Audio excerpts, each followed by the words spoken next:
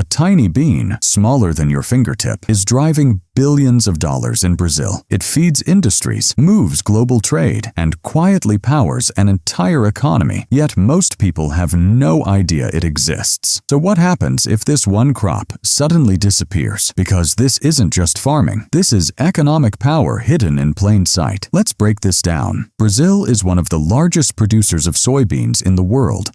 But production alone is not the full story. Here's where things get interesting. Most of these soybeans are not even consumed in Brazil. They are exported, and not just anywhere. A huge portion goes to China. Now think about this. When one country grows something and another country depends on it, that's not just trade. That's influence. So now the real question becomes, why does the world need Brazil's soybeans so badly? The answer lies in something simple yet powerful. Soybeans are used for animal feed, cooking oil, and even biofuel. This means they are connected to food, energy, and industry all at once. But wait, here's where things get shocking. Brazil is not just participating in this market. It is dominating it, and that dominance directly feeds into its GDP. But how exactly? Let's go deeper.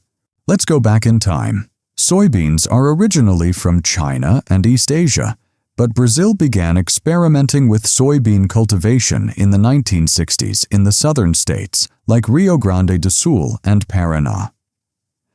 At that time, Brazil was mostly growing coffee and sugarcane. Soybeans were the new kid on the farm. Then came the 1970s and 1980s.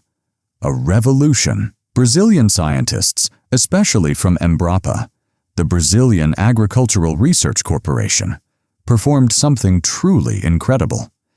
They adapted soybeans to grow in the Cerrado, the vast tropical savanna of central Brazil. This was a region that scientists once said was completely unsuitable for large-scale farming.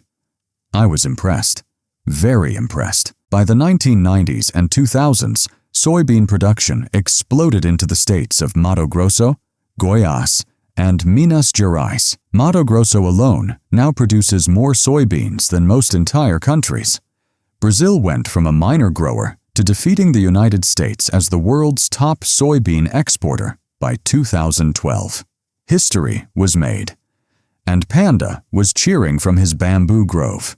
So now the real question begins. Why are soybeans so important to Brazil's economy? And why does the world depend on them so heavily? To understand this, you need to look beyond farming and see the bigger picture. Brazil is one of the largest producers of soybeans in the world. But what makes this powerful is not just how much it produces, it is where those soybeans go. A massive portion of Brazil's soybean exports is shipped to China, a country that relies heavily on these imports to feed its livestock and support its food industry. Now think about this carefully. When one country grows something at such a large scale, and another country depends on it to sustain its own economy, that relationship becomes more than just trade. It becomes influence.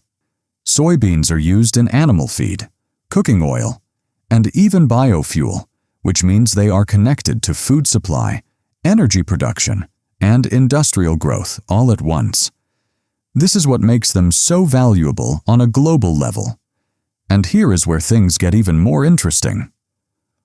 Brazil is not just part of this system, it is leading it. Its production scale and export power allow it to play a major role in shaping global supply and demand. But this raises an even bigger question. If so much of the world depends on one country for such a critical resource, what happens when that system faces disruption? To truly understand the impact, we first need to understand what GDP really means.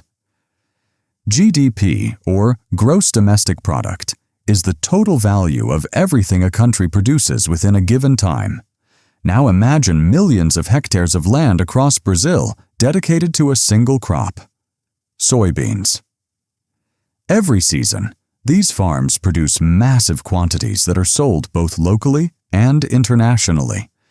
This is where the real economic engine begins. Farmers earn income, Workers get jobs across farms and supply chains. Transportation networks move soybeans across long distances. Ports handle exports to global markets. And the government collects taxes at every step. This entire system creates a continuous flow of money, directly feeding into Brazil's GDP. But here's where the numbers make this story even more powerful. Soybeans generate more than $60 billion annually for Brazil, making them the country's largest export product. When you include both direct and indirect effects, soybeans contribute roughly 5 to 7% of Brazil's total GDP, and that's just one crop. The broader agriculture sector contributes around 20 to 25% of the country's economy, with soybeans being the dominant driver within that system. In simple terms, soybeans are not just a crop, they are a complete economic ecosystem. And it does not stop there. When global demand rises, Brazil earns more. When prices increase, GDP grows even faster. This creates a powerful cycle where production, demand, and revenue continuously reinforce each other. It becomes a massive money engine powered by agriculture. But this also leads to a critical question. What happens if this engine slows down or suddenly stops? Because behind this strong growth lies a hidden vulnerability that most people fail to notice. Here is the part most people ignore. Brazil is becoming heavily dependent on soybeans, and that dependence creates risk. Climate change can disrupt rainfall, extreme weather can damage crops, and global politics can shift trade overnight. Now imagine if China reduces imports or global prices suddenly fall. The impact would hit farmers, jobs, exports, and ultimately Brazil's GDP. When one sector dominates too much, the entire economy becomes fragile. This raises a serious question. Is Brazil building long-term strength or slowly creating a system that could collapse under pressure? In the end, soybeans have turned Brazil into an economic powerhouse, driving billions in revenue and shaping its global influence. But relying too heavily on one crop comes with risk, and true strength lies in diversification. So the real question is, should Brazil continue riding this wave or prepare for the unexpected? Let me know your thoughts, and if you want more powerful insights like this, make sure to subscribe because the next story might change how you see the world.